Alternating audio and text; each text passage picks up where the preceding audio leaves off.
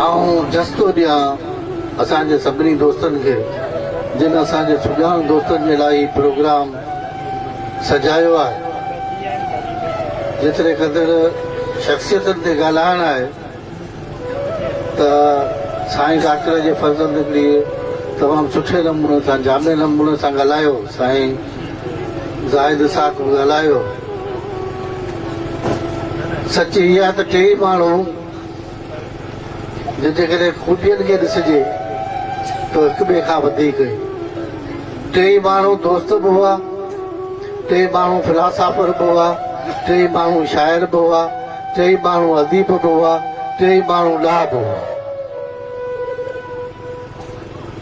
मूं वटि उहे लफ़्ज़ कोन्हे छो त मुंहिंजो टिनी माण्हुनि सां हिकिड़ो गहरो लाॻापो, हिकिड़ो मुंहिंजो रस्तो, ॿियो वरी उन रत खां बि वधीक वेझो, टियों वरी उन्हनि खां बि वधीक वेझो, ऐं टे ई उस्ताद हुआ।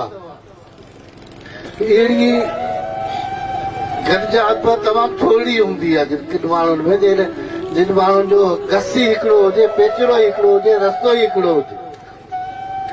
ऐं उहे माण्हू जेके जातीअ जी सुञाणप हुआ, जेके हिन शहर जी सुञाणप हुआ, ऐं पूरी सिंध में, रुगो जाती में न पर पूरी सिंध में ज़ाकिर ज़ैन ऐं नफ़ीस उन्हनि भलोड़ शाइरनि ऐं भलोड़ अदीबनि मां हुआ।